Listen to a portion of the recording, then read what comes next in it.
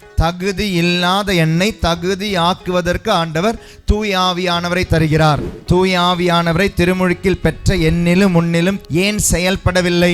உங்களுக்குள்ள இருக்கிறதுனால செயல்பட வேண்டும் என்ற கட்டாயம் இல்லை. until and unless you give permission. உங்களால முடியாது அப்படின்ற சில விஷயங்களை பாசிபிளா மாத்துறதுக்கு உங்களுக்கு ஸ்பிரிச்சுவலான ஒரு பாசிபிலிட்டி வேணும். அதுதான் தூய ஆவியானவர். புனித ஜான் பால் II அவர் பெண்டகாஸ்ட் ஃபீஸ்டினுடைய திருவிழாவுக்கு பிரசங்கம் வச்ச சொன்னார், let us go back to that upper room. திரும்பவும் கடந்து செல்வோம், அந்த மேல் மாடி அறைக்கு கடந்து செல்வோம், அந்த ஒரு அனுபவத்திற்கு கடந்து செல்வோம்.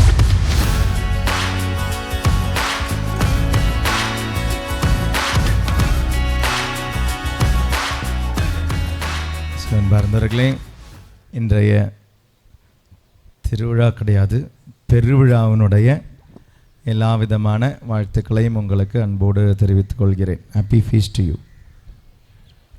ஏன்னா இன்றைக்கி திருச்சபையில் உண்மையாகவே இது பெருவிழா, திருவிழா கிடையாது. நம்மளுடைய திருப்பலியினுடைய புத்தகத்தில் எல்லாம் பார்த்தீங்கன்னா அது பெருவிழான்னு தான் இருக்கும். பெரிய ஒரு திருவிழா தான் இன்றைக்கி திருச்சபையில் கொண்டாடப்படுகிறது. ஆனால் நிறைய பேருக்கு அது தெரியல அப்படின்றது தான் அதனுடைய வேதனையே. நிறைய பேருக்கு நம்ம கிறிஸ்மஸ் எல்லாம் எவ்வளோ ஆடம்பரமாக கொண்டாடுவோம் இல்லையா? நல்ல விஷயந்தான். ஈஸ்டரும் ஆடம்பரமாக கொண்டாடுவோம், நல்ல விஷயந்தான். ஆனால் பெந்தகோஸ்து திருவிழா,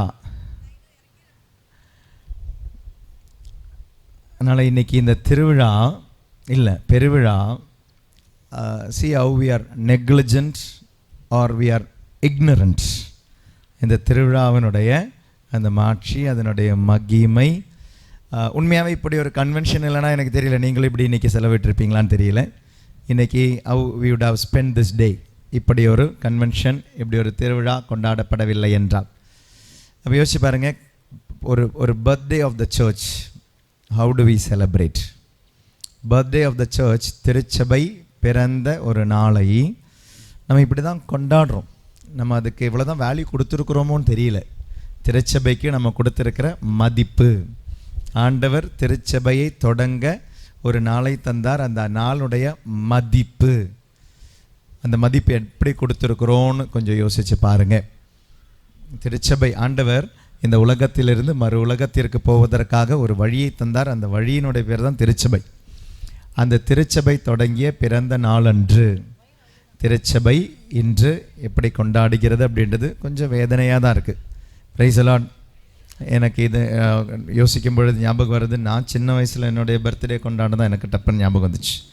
நம்ம 4வது 5வது படிக்கிற பசங்கள்லாம் அவங்களுடைய வீட்டில் இருந்தாங்கன்னா அவங்க அந்த ஒரு மாதம் முன்னாலே நான்லாம் ஆரம்பிச்சிடுவேன் என்னுடைய பர்த்டே எல்லாமே. அடுத்த மாதம் என்னுடைய பர்த்டே, அடுத்த மாதம் என்னுடைய பர்த்டே.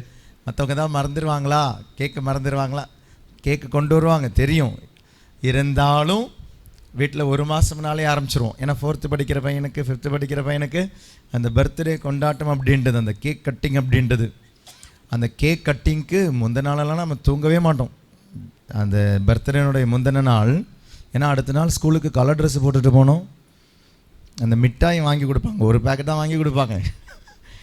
ஏசியில் பாரிஸ் அது மாதிரியாத மிட்டாய் தான். அந்த மிட்டாயை போட்டு மிட்டாய் எடுத்துகிட்டு அந்த கலர் ட்ரெஸ் போய் ஸ்கூலில் போய் டீச்சர்ஸ்க்கெல்லாம் கொடுத்து கிளாஸில் பசங்களுக்கெல்லாம் கொடுக்கும்போது அவ்வளோ சந்தோஷம். 3rd standard 4th standard 5th ஸ்டாண்டர்ட்லாம் படிக்கிற பசங்களுக்கு அவ்வளோ ஒரு சந்தோஷம். இன்றைக்கி உங்களுடைய வீட்லேயும் கண்டிப்பாக அது மாதிரி இருப்பாங்க பசங்க.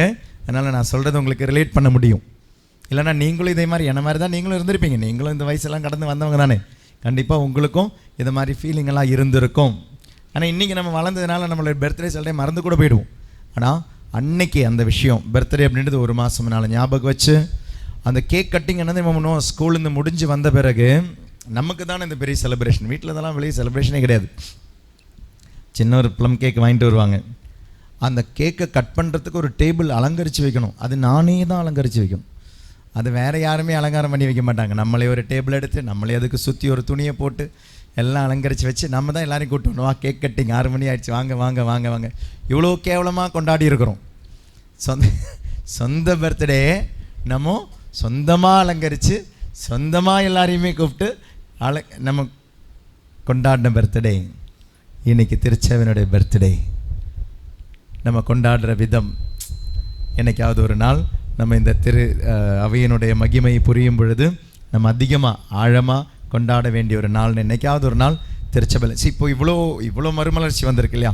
இனி வரும். இனி இதை விட அதிகமாக கண்டிப்பாக வரும். ஏன்னா இப்போ தூய ஆவியானவருக்கு முதல்லலாம் சொல்லிக்கிட்டு இருந்த ஒரு பேரே இருக்குங்க, ஃபொர்காட்டன் காட்னு தான் சொல்லுவாங்க. 1வது 2வது 3வது நூற்றாண்டுல எல்லாமே தூய ஆவியானவர் அப்படின்னு ஒருத்தர் தெரியவே தெரியாது. பைபிளே அப்படி ஒரு கேள்வி இருக்குது.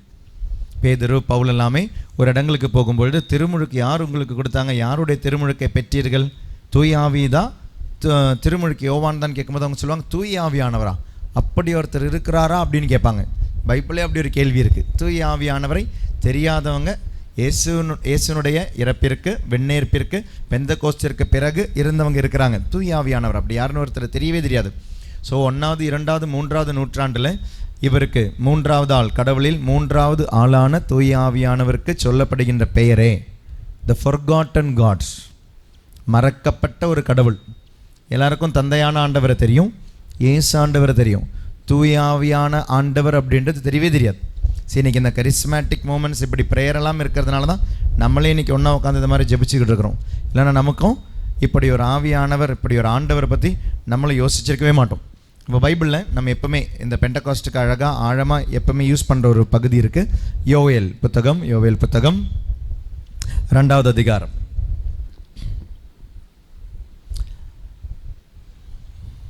அதிகமாக நம்ம யூஸ் பண்ணுற வார்த்தை தான் அது. யோவேல் 2வது அதிகாரம்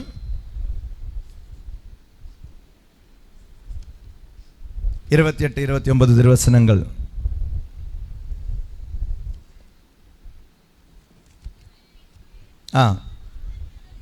யாராவது மைக்கில் வாசிக்க முடியுமா? அங்கே மைக் கொடுக்க முடியுமா யாருக்காவது? இல்லை, இல்லைண்ணா வாசிங்க. இல்லை, இங்கே இருக்கிறவங்க வாசிங்க. யோவேல் 2 28 29. அதற்கு பின் மாந்தர் யாவர் மேலும் என் ஆவியை பொழிந்தருள்வேன். ஆண்டவராகிய கடவுள் சொல்கிறாரு, மாந்தர் யாவர் மேலும், அன்கண்டிஷனல் வார்த்தைங்க. வந்து யாவர் மேலும் எனது ஆவியை நான் பொழிந்தருள்வேன். யாவர் மேலும், அதாவது எல்லார் மேலும். ஏன்னா நமக்கு ஒரு கேள்வி இருக்குது, தூய ஆவியானவரெல்லாம் ஆண்டவர் எனக்கு தருவாரா?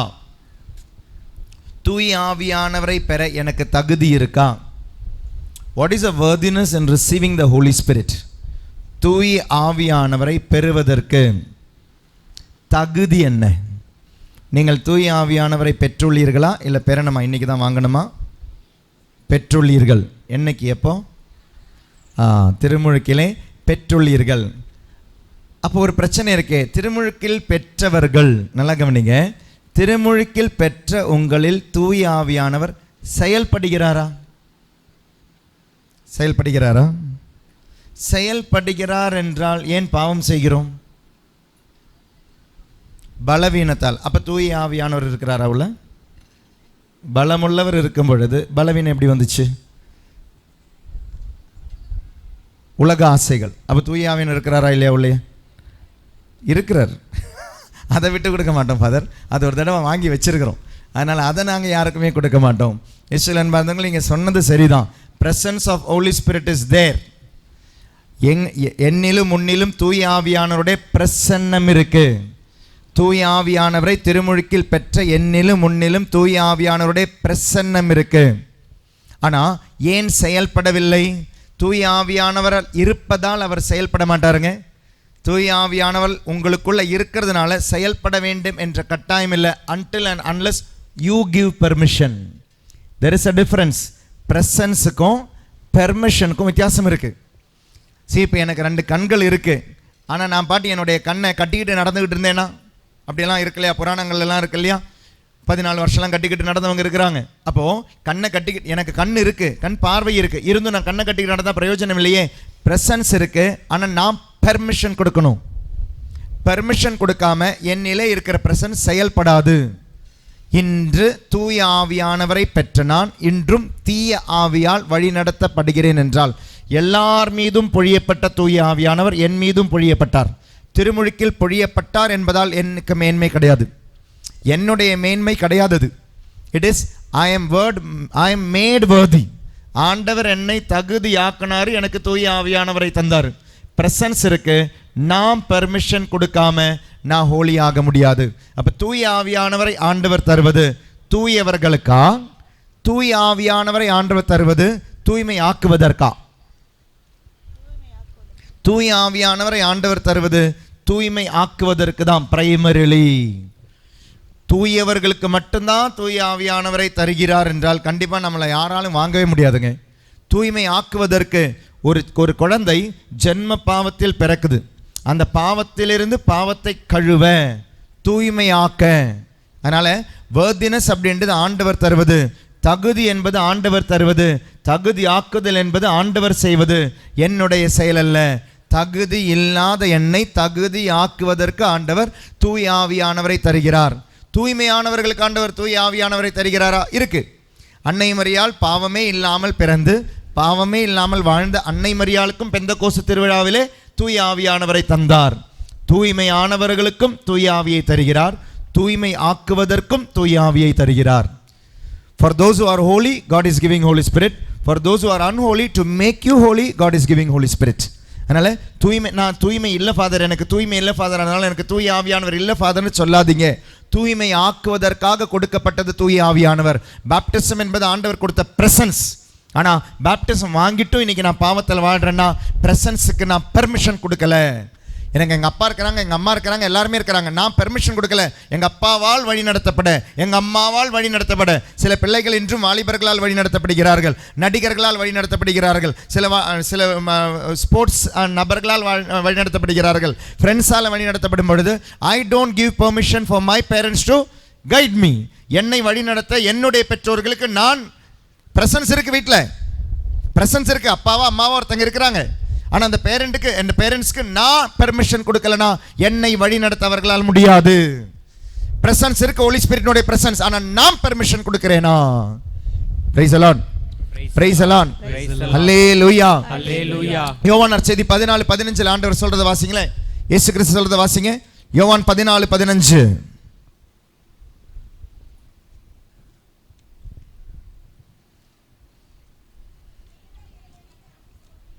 நீங்கள்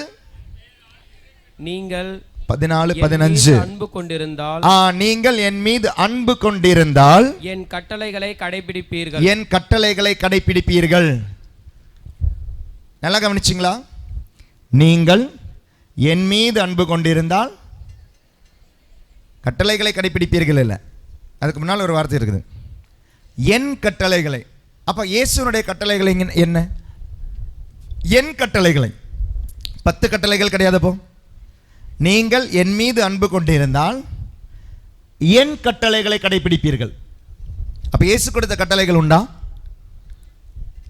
எதுங்க ரொம்ப ஈஸி? பழைய ஏற்பாட்டில் ஆண்டவர் கொடுத்த 10 கட்டளையா, இல்லை இயேசு நிறைய கட்டளை கொடுத்திருக்கிறார்? பழைய ஏற்பாட்டில் கட்டளைகள் அதிகமாக இருக்குமா, புதிய ஏற்பாட்டில் கட்டளைகள் அதிகமாக இருக்கா? பழைய ஏற்பாட்டில் தான் கட்டளை அதிகமாக இருக்கு. பிரைஸ் தி லார்ட், அல்லேலூயா, அல்லேலூயா, அல்லேலூயா, அல்லேலூயா. பழைய ஏற்பாட்டில் 10 கட்டளை தான் இருக்குது. அந்த 10 கட்டளை கொஞ்சம் கூட பெருசாக்குனா விரிவாக்குனா 613 கட்டளை தான் இருக்குது.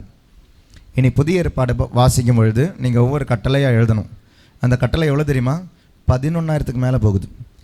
Price the Lord. இயேசுனுடைய கட்டளைகள் தெரிந்துக்கணும்னா நற்செய்தியை வாசிக்கணும், திருத்தூதர் பணியை வாசிக்கணும், திருமுகங்களை வாசிக்கணும். புதிய ஏற்பாட்டினுடைய கட்டளைகள் more than 11,000. பழைய ஏற்பாட்டினுடைய கட்டளைகள் 10, கொஞ்சம் கூட விரிவாக்கி இருக்கிறாங்க. பரிசேயர்களும் சதுக்காயர்களும் மறைநூல் அறிஞர்கள் எல்லாம் வச்ச கட்டளை 613. 10 613 தாங்க கொடுத்துருக்குறாங்க. ஆனால் புதிய ஏற்பாட்டினுடைய இயேசுவின் வழியாக வந்த கட்டளை, இயேசுவின் வழியாக சீடர்கள் வாழ்ந்த கட்டளைகள் more than 11,000 in the New Testament. Praise the Lord. அல்லேலூயா, சத்தமா அல்லேலூயா, அல்லேலூயா. அதாங்க என் கட்டளைகளை, இயேசுவின் கட்டளைகளை. பழைய கட்டளை என்ன? பழைய கட்டளை விபச்சாரம் செய்யாது. இயேசு கொடுத்த கட்டளை என்ன? என் கட்டளை கண்ணாலே விபச்சாரம் செய்யாது. பழைய கட்டளை என்ன? தீமை செய்யாது, பொய் சொல்லாது, கொலை செய்யாது. புதிய கட்டளை என்ன? கொலை செய்யாதே. என்று சொல்றாரு, கோபப்படுவதே கொலை செய்வதற்கு சமம். உன் சகோதர சகோதரிகள் அடுத்திருப்பவர் மீது நீ காழ்ப்புணர்ச்சி கொள்வதே கொலை செய்வதற்கு சமம். அப்போ இப்போ சொல்லுங்க, பழைய கட்டளை ஃபாலோ பண்ணுறது ஈஸியா, புதிய கட்டளை ஃபாலோ பண்ணுறது ஈஸியா? கொலை செய்யாமல் இருக்கிறது ஈஸியா, கோபப்படாமல் இருக்கிறது ஈஸியா? கோபப்படாமல் இருக்கிறதா ஈஸியா? அப்போ கொலை செஞ்சுருக்கீங்களோ? இஸ்ரவேல் அன்பார்ந்தவங்களே, நம்ம பாருங்களேன், நான் தான் கொலை செய்யலையே, நான் நல்லவன். நான் தான் விபச்சாரம் செஞ்சதில்லையே, நான் நல்லவன். நான் தான் யார் மேலேயும் கத்தியாலெல்லாம் குத்தினது இல்லையே, நான் ரொம்ப நல்லவன் நினைக்கும் பொழுது ஆண்டவர் சொல்கிறாரு, உன் கண்ணால் விபச்சாரம் செய்யலாம், கையால் கொலை கிடையாதுங்க, வார்த்தையால் கொலை செய்யலாம். It is very difficult to follow என் கட்டளைகள். It is very difficult to follow new testament கட்டளைகள். புதிய ஏற்பாட்டு கட்டளைகள் தாங்க ரொம்ப கஷ்டம். அதனாலேயே சொல்கிறாரு, என் மீது அன்பு கொண்டால் என் கட்டளைகளை உங்களால் கடைப்பிடிக்க முடியும். என் மீது அன்பு கொண்டால். அப்போ ஈஸி. புதிய கட்டளை கிடையாதுங்க, பழைய கட்டளை. ஆனால் இந்த புதிய கட்டளை உங்களால் கீழ்ப்படிய முடியாதுன்னு தெரிஞ்ச ஆண்டவர். நீங்கள் ரீசெண்டாக போய் எல்லாரும் யூடியூப்பில் 10 கட்டளை பற்றி கிளாஸ் சிலவங்க பார்த்துருப்பீங்கன்னு நினைக்கிறேன். அந்த 10 கட்டளைக்கும் இந்த டாக்குக்கும் கனெக்ஷன் இருக்குது. ஏன்னா பைபிளுக்கு மொத்தமாக கனெக்ஷன் இருக்குது. கனெக்ஷன் இல்லாமல் என்னாலும் பேச முடியாது.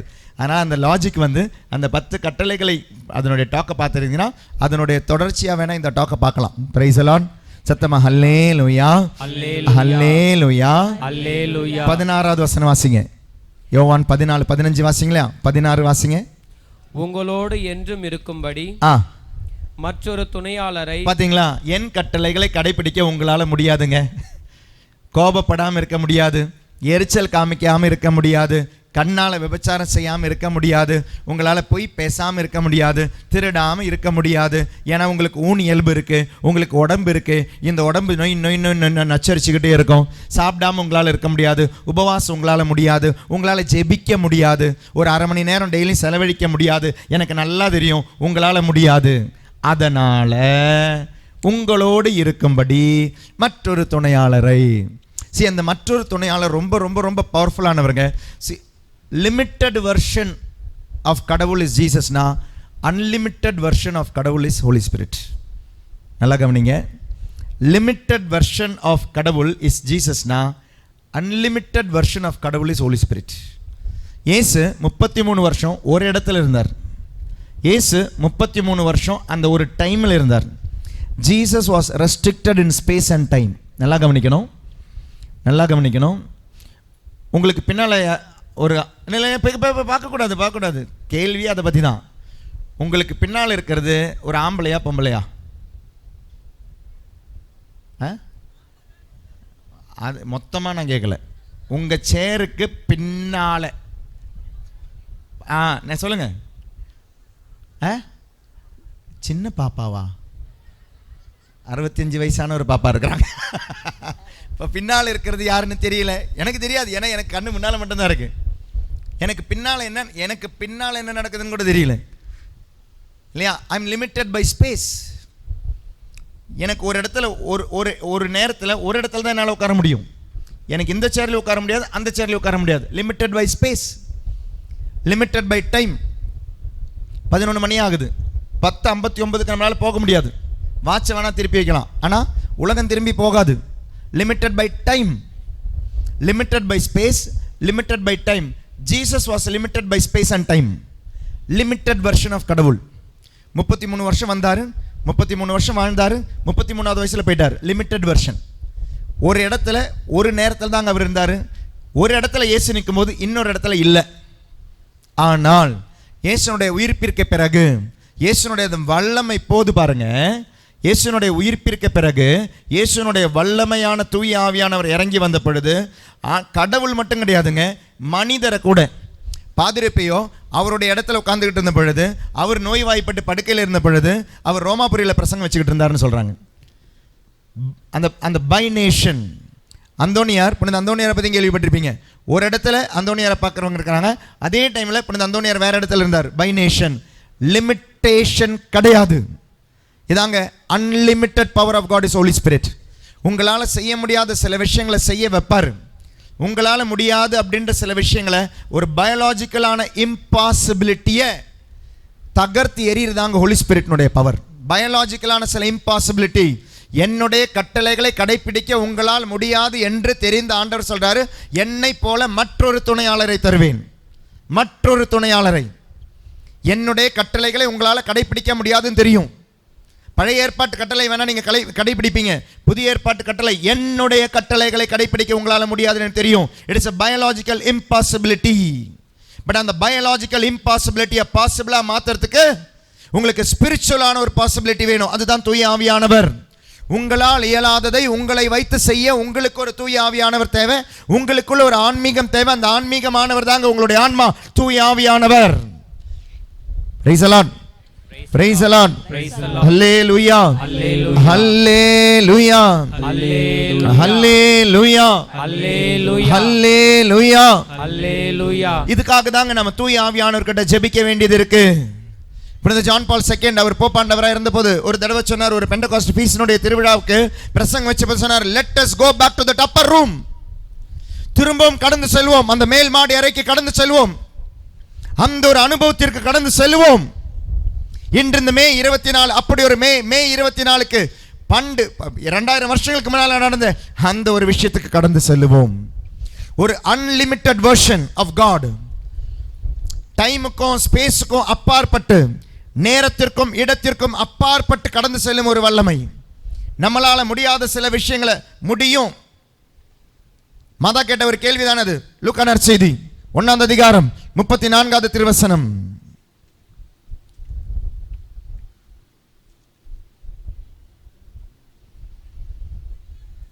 அதற்கு மரியா வானதூதரிடம், இது எப்படி நிகழும்? இதாங்க கேள்வி, இது எப்படி நிகழும், ஏனெனில் நான் ஒரு ஆண் மகனை தெரிந்தவன் கிடையாதே. ரொம்ப சாதாரணமான கேள்வி. ஆனால் இது உனக்கு ஒரு குழந்தை பிறக்குன்னு சொல்கிறாருங்க. கப்ரியேல் வானதூதர் வந்து குழந்தை பிறக்குன்னு சொல்கிறார். சொன்னது என்ன, 5 வயசு குழந்தைகிட்டே சொன்னார். மாதாவுக்கு கண்டிப்பாக ஒரு 12 இல்லை 14 வயசாவது இருந்திருக்கும். 12-14 வயசு. இனி 12-14 வயசு கூட பிரச்சனை கிடையாதுங்க. திருமணம் நிச்சயமான பொண்ணு, நல்லா கவனிக்கணும், திருமணம் நிச்சயமான ஒரு பொண்ணுக்கிட்ட வானதூதர் வந்து சொல்கிறாரு, உனக்கு ஒரு குழந்தை பிறக்கணும். நீங்கள் பைபிளெல்லாம் மறந்துருங்க, பைபிளை மறந்து காமன் சென்ஸில் யோசிச்சு பாருங்கள். கல்யாணம் ஆக போகிற ஒரு பொண்ணு, அந்த பொண்ணுக்கிட்ட ஒரு வானதூதர் வந்து சொல்கிறாரு, உனக்கு குழந்தை பிறக்கும். இதில் என்னங்க பெரிய அதிசயம்? இது எப்படி நிகழுன்ற கேள்வி நல்லா கவனிக்கணும். ஸோ இதில் வந்து இந்த கேள்விக்கு நீங்கள் பதில் புரிஞ்சிச்சுன்னா, பிரிவினை சகோதரர்கள் கேட்குற ஒரு கேள்விக்கு இதில் ஒரு பதில் இருக்குது. மாதா கேட்குற கேள்வி, கல்யாணம் ஆக போகிற ஒரு பொண்ணுக்கிட்ட சப்போஸ் பக்கத்து வீட்டில் ஒரு அம்மா வந்து சொல்கிறாங்க, அம்மா உனக்கு ஒரு குழந்தை பிறக்கும், உங்களுடைய கல்யாணம் நிச்சயமானது. நீங்கள் உங்களை பற்றி யோசிச்சு பாருங்கள். உங்களுக்கு கல்யாணம் நிச்சயமாயிடுச்சு, அடுத்த மாதம் இல்லை 2 மாதத்தில் கல்யாணம் நடக்க போகுது. இது இப்போ மே மாதமா? ஸோ ஜூன் மாதம் இல்லை ஜூலை மாதம் கல்யாணம் நடக்க போகுது. ஜூலை மாதம்னு வச்சுப்போம். ஜூலை மாதம் கல்யாணம் நடக்க போகுது அப்படின்ற உங்கள் வீட்டில் பக்கத்து வீட்டில் ஒரு அம்மா வந்து சொல்கிறாங்க, உனக்கு ஒரு குழந்தை பிறக்கும், அந்த குழந்தை வந்து ஆண் மகனாக பிறக்கும். இது எப்படி நடக்கும் கேட்பீங்களா? ஆச்சரியமாக இருக்குமா? அம்மா 2 மாதத்தில் கல்யாணம் நடக்க போகுதுமா, இது கல்யாணம் நடந்தால் குழந்தை பிறக்குன்றது ஆச்சரியமா? அது பயமாக இருக்குமா? கல்யாணம் நிச்சயமான ஒரு பொண்ணுக்கிட்ட பக்கத்து வீட்டு அம்மா வந்து சொல்கிறாங்க, கல்யாணம்லாம் ஆகிடும்ல, உனக்கு ஒரு குழந்தை பிறக்கும் அப்படின்னா இதில் என்னங்க ஆச்சரியம்? இது சாதாரணமாக நடக்கிற ஒரு விஷயம். நீங்கள் பைபிளை அதனால தான் சொன்னேன், காமன் சென்ஸில் பாருங்கள், பைபிளில் பார்க்காதீங்கன்னு. ஒரு பொண்ணு, கல்யாணம் நிச்சயமான பொண்ணு, இதோ கல்யாணம் நடக்க போகுது, அந்த பொண்ணுக்கிட்ட வந்து சொல்கிறாங்க, உனக்கு ஒரு குழந்தை பிறக்கும். ஆமாம், எனக்கு குழந்தை பிறக்கும். நார்மலாக சிந்திக்க வேண்டிய ஒரு விஷயம். ஏன் அன்னை மரியாள் இது எவ்வாறு நிகழும்னு கேட்குறாங்க?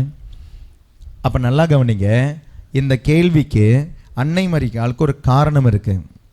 இந்த காரணம், அன்னை மரியாள் தன்னையே, தன்னுடைய வாழ்க்கையை ஆண்டவருக்கு ஒப்பு கொடுத்தவள். அதாவது என்றும் கன்னியாகவே நான் இருப்பேன் என்று தன் வாழ்க்கையை நித்தியமாக நான் கன்னியாக இருப்பேன் என்று ஆண்டவருக்கு வாக்கு கொடுத்த ஒரு பெண் தான். அப்படி ஒரு கம்யூனிட்டி இருந்தாங்களா? இருந்தாங்க. யூத மதத்தில் அப்படி ஒரு கம்யூனிட்டி இருந்தாங்க. சரி, இன்றைக்கி வந்து சிஸ்டர்ஸ் இருக்கிறோம், ஃபாதர்ஸ் இருக்கிறோம். ஆண்டவரே, நாங்கள் நித்தியமாக துறவற வாழ்க்கையில் எங்களுடைய வாழ்க்கையை கொடுக்குறோன்னு சொல்லி வாழ்க்கையை கொடுத்தவங்க. ஆனால் அன்றும் அப்படி இருந்தாங்க. ஆனால் அவர்கள் திருமணம் செய்தவர்களாக இருந்தார்கள். அப்போ சூசேப்பரும் அப்படி ஒரு வாழ்க்கையில் இருந்தவர் தாங்க. நல்லா கவனிக்கணும். சூசேப்பரும் எஸ்ஸீன் கம்யூனிட்டி அப்படின்ற ஒரு சமூகத்தில் இருந்தவர் தான் புனித சூசேப்பரும். இந்த சூசேப்பருக்கும் அப்படி ஒரு சமூகத்தில் இருந்த ஒரு பெண்ணுக்கும் கல்யாணம் நடக்குது.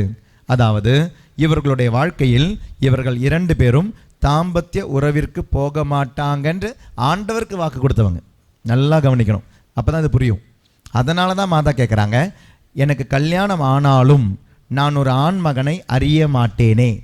அறிவு அப்படின்னா பைபிளில் அறிவு அப்படின்னா தாம்பத்திய உறவு, அந்த உடல் உறவை சொல்கிற வார்த்தை தான் அறிவு. அப்போ மாதா சொல்கிறாங்க, எப்படியும் நான் கல்யாணம் ஆனாலும் கல்யாணம் ஆன பிறகும் நான் ஒரு ஆண் மகனை அறியேனே. ஒரு ஆம்பளைக்கும் எனக்கும் ஒரு உறவு வராதே. இதாங்க அந்த கேள்விக்கு பதில். அப்போ அன்னை மரியாள் என்றும் கன்னியாக இருக்கிறாளா? பைபிளில் எவிடன்ஸ் இருக்கா? எவிடன்ஸ் இருக்குது. சாதாரணமாக ஒரு ஆள் கேட்குற கேள்வி, உனக்கு கல்யாணமாக போகுது, கல்யாணமான ஒரு ஆம்பளை குழந்தை பிறக்க போகுதுன்னா மாதா என்ன சொல்லியிருக்கணும்? தேங்க்ஸ் அப்படின்னு தான் சொல்லியிருந்துருக்கணும். இது எனக்கு தெரியும், எனக்கு கல்யாணம் ஆக போகுது, கல்யாணமானால் நானும் என்னுடைய கணவரும் தாம்பத்திய உறவில் வருவோம், அது பிறக்க போகிறது ஆனா பொண்ணான்னு தெரியாது, ஆனால் முன்னாலே இன்ஃபர்மேஷன் கொடுத்ததுக்கு தேங்க்ஸ் அப்படி தான் சொல்லியிருந்துருக்கணும். அந்த மாதா என்ன சொல்கிறாங்க? மாதா அமைதி அதுக்கு கேட்குற கேள்வி பாருங்களேன், இது எப்படி நிகழும்? நடக்கவே நடக்காதே. ஏன்னா எனக்கும் அந்த ஆண்மகனுக்கும் ஒரு உறவு வரவே வராதே. அதனாலே தயவு செய்து யோசிங்க, சூசேப்பர் கிழவன் கிடையாது, வயசானவர் கிடையாது. சிலவங்க என்ன பண்ணுறீங்க, அன்னை மரியாள் 14 வயசு, இவங்களை கல்யாணம் பண்ணிட்டோம், பக்கத்திலேயே வச்சுட்டோம், எந்த ஒரு உறவும் அவர் செய்யலை, அதாவது அவர் தாம்பத்திய உறவுக்கு வரலை. அதுக்கு அப்போ அவருக்கு எவ்வளோ வயசு இருக்கணும்? ஒரு 80-90 வயசு இருந்தால் இந்த 14 வயசு பொண்ணை பத்திரமா பொண்ணு மாதிரி பார்த்துருப்பார். அதனால் அவர் வயசானவர் நினைக்கிறீங்க, அவர் வயசானவர் கிடையாதுங்க, அவர் வாலிபர், தச்சன். he was a carpenter, he was very very young man, he was very young. அதனால் சூசைப்பருடைய சில டைம்ஸ் இந்த சொரூபம்லாம் போகும்போது நல்லா வெள்ளை பெயிண்டெல்லாம் அடித்து வைப்பாங்க. வயசானவர் கிடையாதுங்க, நல்ல வாலிபர். he had all the dream of living a family life. வாலிபன். அதான் கல்யாணம் நிச்சயமான பிறகுதாங்க இந்த பொண்ணுக்கு குழந்தை பிறக்கணும்னு சொல்கிறது எல்லாமே. அதனால் அவர் வயசானவர் கிடையாது, வாலிபரான சூசேப்பர். அந்த வாலிபருக்கும் இவங்களுக்கும் தாம்பத்திய உறவு நடக்கவே நடக்காது. ஏன்னா இவங்க 2 பேருமே ஆண்டவருடைய பணிக்கு தங்களுடைய வாழ்க்கையை ஒப்பு கொடுத்தவர்கள். மாதா குழந்தையிலிருந்தே கோயிலில் வளர்ந்த குழந்தை. அப்பா அம்மா இறந்துட்டாங்க. மாதா பிறந்து கொஞ்சம் வருஷத்தில் அப்பா அம்மா இறந்ததுனால இந்த மாதா வளர்ந்த இடமே கோயில் தான். அப்போவே கோவிலுக்காக அர்ப்பணிக்கப்பட்டவள், ஆண்டவருக்காக அர்ப்பணிக்கப்பட்ட அன்னை மரியாள் முடிவு செய்கிறாங்க, ஆண்டவரே எனக்கு இனி ஒரு ஆண்மகனோடு தொடர்பு இல்லை. திருமணம் என்பது அந்த ஒரு பாதுகாப்புக்காக இந்த ஆண்மகனோடு அந்த ஒரு திருமணம், அந்த திருமணம் நடந்தனால தான் மாதா கேட்குற கேள்வி, எனக்கு எப்படி ஒரு குழந்தை பிறக்கும்? இது எவ்வாறு நிகழும்? இது எவ்வாறு நிகழும்? அப்போது கப்ரியேல் வானதூதர் சொல்கிற ஆன்சர் தான், தூய ஆவி உன் மீது வருவார். சரி, மாதாவினுடைய கேள்வி நல்லா கவனிச்சிங்க. பயாலஜிக்கல் இம்பாசிபிலிட்டி, சரீரம் வழியாக நடக்காத ஒரு விஷயம் எப்படி நடக்கும்? நல்லா புரிஞ்சுக்கோங்க. ஒரு பயாலஜிக்கல் இம்பாசிபிலிட்டி, சரீரத்தில் நடக்காத ஒரு விஷயம் நடக்கணும்னா யார் வந்தால் நடக்கும்? நடக்கவே நடக்காது. Biological impossibility. ஒரு ஆண் மகனே எனக்கு உறவில் இல்லாத பொழுது how will I conceive a child? Biological impossibility. எனக்கு கண்டிப்பாக ஒரு குழந்தை பிறக்காது. அதுக்கு சொல்யூஷன் தாங்க. உங்களுக்கு ஏதாவது ஒரு பயாலஜிக்கல் இம்பாசிபிலிட்டி இருக்கா? அந்த பயாலஜிக்கல் இம்பாசிபிலிட்டி, உடல் அளவில் உங்களால் செய்ய முடியாத ஒரு விஷயம் உங்களால் உடல் அளவில் செய்ய வேண்டுமென்றால் உங்களுக்கு வேண்டியது ஒரு ஆன்மீகமான ஒரு ஆசீர்வாதம். அதை தருபவர் தான் தூய ஆவியானவர். இப்போ திரும்ப அதே பழைய வார்த்தைக்கு நான் போகிறேன், எடுக்க வேண்டாம் பைபிள்ந்து நம்ம எடுத்து வாசிக்கலாம்.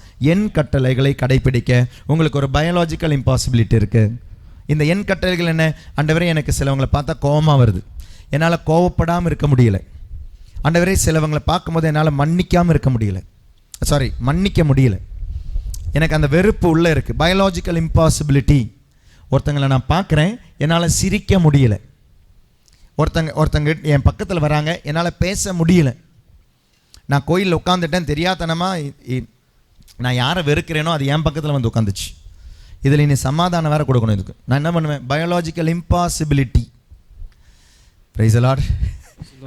உங்களுடைய பங்கில் சில டைம் நீங்கள் யார் கண்ணில் படக்கூடாதுன்னு நினைக்கிறீங்களோ அவங்க ஃபேனுக்காக உங்கள் பக்கத்தில் வந்து உட்காரும். அவங்களுக்கு தெரியாது நீங்கள் இவ்வளோ அவங்கள அன்பு செய்கிறீங்கன்னு. ஆனால் பக்கத்தில் வந்து உட்காந்துட்டாங்க, தெரியாதனமாக வந்து உட்காந்துட்டாங்க. ஆனால் நீங்கள் அவங்கள 6 மாதமாக கவனிச்சுக்கிட்டு இருக்கிறீங்க. இது எப்படி பேசுது, யார் கூட பேசுது, எங்கே ஊர் சுற்றுது, எங்கே பொறுக்க போகுது எல்லாம் பார்த்துட்டு உங்களுக்கும் அதுக்கும் கேரக்டர் சரியாகலன்னு தெரிகிற ஒரு கேரக்டர் பக்கத்தில் வந்து உட்காந்துட்டு இருக்குது. சமாதான டைமில் என்ன பண்ணுறது? அப்போ என்ன பண்ணுவோம்? சமாதானம் அந்த பக்கம் கொடுப்போம், இந்த பக்கம் இருக்கிறவங்களுக்கு சிரித்து கொடுப்போம், இந்த பக்கம் அப்படியே கண்ணை மூடிட்டு கொடுப்போம், அந்த பார்க்காம கொடுப்போம். ஏன்? இருக்கிற சமாதானமும் போயிடும். Biological impossibility.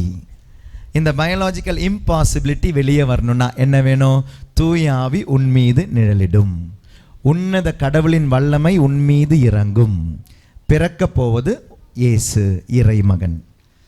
உங்களுக்கு ஒரு பயாலஜிக்கல் இம்பாசிபிலிட்டி இருக்குது.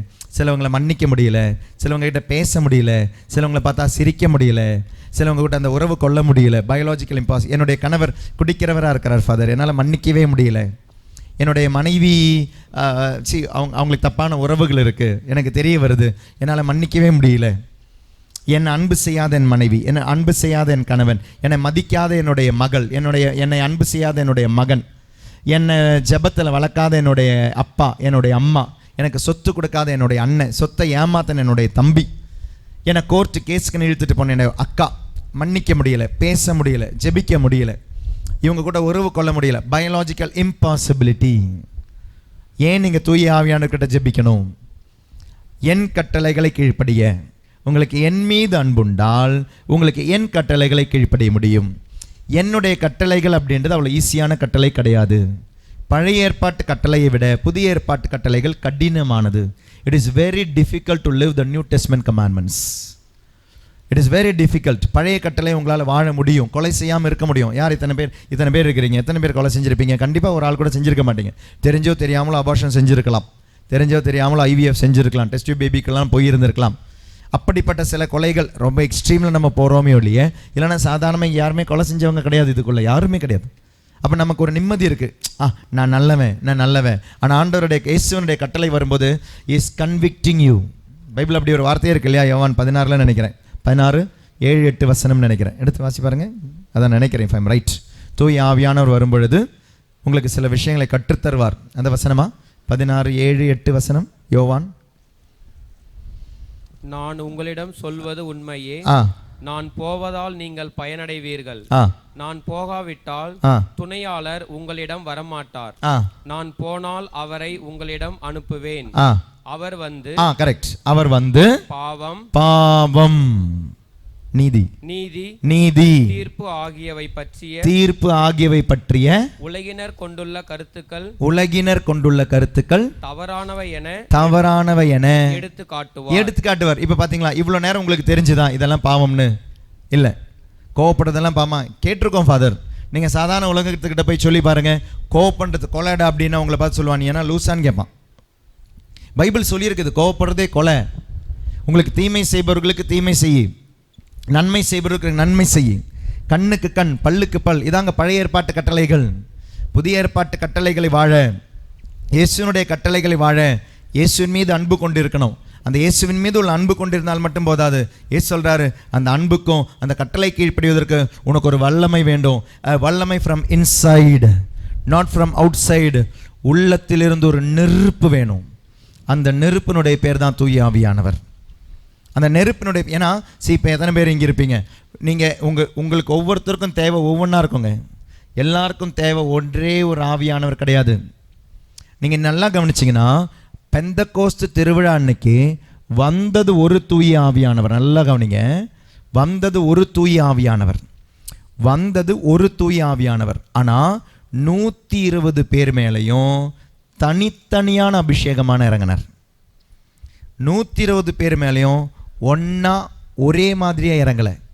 120 பேருக்கும் தேவைப்பட்டது 120 விதமான அபிஷேகம். வெவ்வேறு நாவுகளாய், நாவின் உருவத்தில் நெருப்பாக இறங்கினார். 120 பேர் மேலேயும் 120 டிஃப்ரெண்டாக இறங்கினார். சரி, இங்கே இப்போ நம்ம பேசிகிட்டு இருக்கிறோம், எந்த விதமான அற்புதங்கள், அதிசயங்கள், மிரக்கல்ஸ் எதுவுமே நம்ம சொல்லலை. ஆனால் நீங்கள் ஆண்டவருக்காக காத்திருந்து இப்படி பைபிள் வசனங்களை கேட்கும் பொழுது ஆண்டவர் எங்கே யாருக்கு எப்படி செயல்படணுமோ அப்படி செயல்படுவார். அதாங்க தூய ஆவியானவர். அதான் தூய ஆவியானவர். சில டைம் நம்ம நினைப்போம், ஐயோ இந்த இந்த இந்த வெளிப்பாடை ஃபாதர் சொல்லலையே. சில டைம் எனக்கு தோணும், இந்த வெளிப்பாடு சொல்கிறத நிறுத்தலாமான்னு தோணும். சில இந்த ஆராதனைக்கு எல்லாமே இப்போ வெளிப்பாடுகள் சொல்லும் பொழுது ஆளுங்க வராங்க. இறைவார்த்தையினுடைய அபிஷேகம் இறைவார்த்தை செய்யும்போதே நடந்துக்கிட்டு இருக்குங்க. விடுதலை இப்போ உங்களுக்கு இப்போ கிடச்சிக்கிட்டு இருக்கு. இதை சில டைம் சில வெளிப்பாடாக சொல்கிறோம், சிலவங்களுக்கு சொல்லலை. அப்போ எல்லாருக்குமே கிடைக்கலையா? எல்லாருக்குமே கிடைக்குது. ஆண்டவருடைய வார்த்தை உங்களுக்கு விடுதலை தந்து கொண்டே இருக்கும். இப்போ இங்கே ப்ரீச்சிங் நடக்கும் பொழுதே உங்களுக்கு விடுதலை கிடச்சிக்கிட்டே இருக்கும். ஏன்னா ஒரு தெளிவு வந்து கொண்டு இருக்கும் போதே விடுதலை கிடச்சிட்டே இருக்கும். நான் நினைக்கிறேன் ஒரு வருஷம் முன்னால் இருக்கும், ஒரு வருஷம் முன்னால் இருக்கும். ஒருத்தர் வந்து நைட்ரஜலுக்கு வந்திருந்தார், எலாவூரில் நைட்ரஜலுக்கு. அவர் வந்ததனுடைய காரணம் அப்படின்றது தற்கொலை செய்யணுன்ற ஒரு முடிவு எடுத்துட்டார். அவருடைய வாழ்க்கையில் ஒரு சின்ன ஒரு பிரச்சனையினால் முடிவு செஞ்சார் தற்கொலை. வேறு வழியே இல்லை, முடிவு செஞ்சுட்டார், தற்கொலை தான். அப்படி ஒரு டிப்ரெஷனுக்குள்ளே போயிட்டு இருக்கார். மனைவி, 2 குழந்தைகள். அந்த டிப்ரெஷனுக்குள்ளே போகும் பொழுது தான் யூடியூப் ஏதோ நோண்டிக்கிட்டு இருந்த பொழுது ஒரு ரீல்ஸ் வந்தது, எலாவூர் டிவைன் மர்சி தியான மையத்தினுடைய ரீல்ஸ். அதை பார்த்தவருக்கு ஏதோ வார்த்தை வழி ஆண்டவர் பேசியிருக்கிறாருங்க. என்றைக்கோ எங்கேயோ எத்தனையோ வருஷம் முன்னால் பேசினது நம்மளுடைய கேமராமேன் எடுத்து அதை எடிட் பண்ணி ஒரு ரீலாக போட்ட அந்த வார்த்தை அவரை தொட்டுது. அதில் நம்பர் இருந்துச்சு. அந்த நம்பர் கூப்பிட்ட பொழுது ஆஃபீஸில் ஃபோன் எடுத்தாங்க. ஆஃபீஸில் ஃபோன் எடுத்த போது கேட்டார், இது எங்கே இருக்குது? அப்போ அவங்க சொன்னாங்க, சென்னையில் இருக்குது. இவர் பெங்களூர்லேருந்து கூப்பிட்றாரு. சரி, இப்போ நான் இங்கே வரணுன்னு என்ன பண்ணோம்? அப்போ அவங்களுக்கு அதனால மெசேஜ் அனுப்பிவிட்டாங்க, பஸ் நான் எப்படி, ட்ரெயின் அப்படின்னு. இவர் நைட்ரஜலுக்கு வந்துட்டார். February மாதம்னு நினைக்கிறேன், 2023 இல்லை 24, 25, 2 வருஷம் முன்னால். அப்போ 24 இல்லை 25 வந்துட்டார். சாகணும்னு நினச்சி தாங்க வராரு. சாவர முடிவில் எந்த மாற்றமும் கிடையாது. சரி, நைட்ரஜல் அட்டன் பண்ணிவிட்டு சாவலாமேன்னு சொல்லி வந்திருக்கிறார். ஆண்டவர் என்ன தான் பேச போகிறார், ஏதாவது விடுதலை கிடைக்குமான்னு சொல்லி வந்தவர் எல்லாம் ஒரு ரயில்வே ஸ்டேஷனில் ட்ரெயின் இறங்கியிருக்கிறார், லோக்கல் ட்ரெயின். இறங்குறவருடைய கண்ணு முன்னால் ஒரு சாவு நடக்குது. ஒரு வயசானவர் அந்த ரயில்வே கிராசிங் பண்ணியிருக்கிறாரு ட்ரெயினை. அந்த கிராஸ் பண்ணவர் தெரியாதனமாக அப்படி உட்காந்துட்டார். கொஞ்சம் வயசானவர். அங்கேருந்து அவரை பிடிச்சி இழுக்கிறதுக்குள்ளே சூப்பர் ஃபாஸ்ட் எக்ஸ்பிரஸ் வந்து அவர் மேலே ஏறிட்டு போயிடுச்சு. கண்ணு முன்னால் ஒரு மரணத்தை பார்த்துட்டு வர்றார். அது அடுத்த நாள் நியூஸ் பேப்பரில் கூட வந்தது. ரிட்டையர் எஸ்ஐயாக இருந்தவர். இப்படி கண்ணு முன்னால் மரணத்தை காமிச்சு ஆண்டவர் முன்னால் கொண்டு வந்தார். நைட்ரஜலெல்லாம் அட்டன் பண்ணார். கடைசியில் ஆசீர்வாதம்லாம் வாங்கிட்டு போயிட்டார். ஏதோ ஒரு விடுதலை கிடைச்ச மாதிரி இருந்தது. இருந்தாலும் சாவுன்றதை பற்றி அவருக்கு மாற்றமே கிடையாது. போயிட்டார். போனவருக்கு அடுத்த நாள் திங்கக்கிழமை அவருடைய பிரச்சனைக்கான காரணம் கிடச்சிச்சு. ஏன் இவருக்கு இந்த பிரச்சனை இருக்குது அப்படின்றது காரணம் பார்த்தோன்னே விடுதலை கிடச்சிச்சு. அவர் ரொம்ப ஃப்ரீ ஆகிட்டார். சாகணும்னு நினச்சவர் இனி வாழணும்னு ஆசைப்பட்டார்.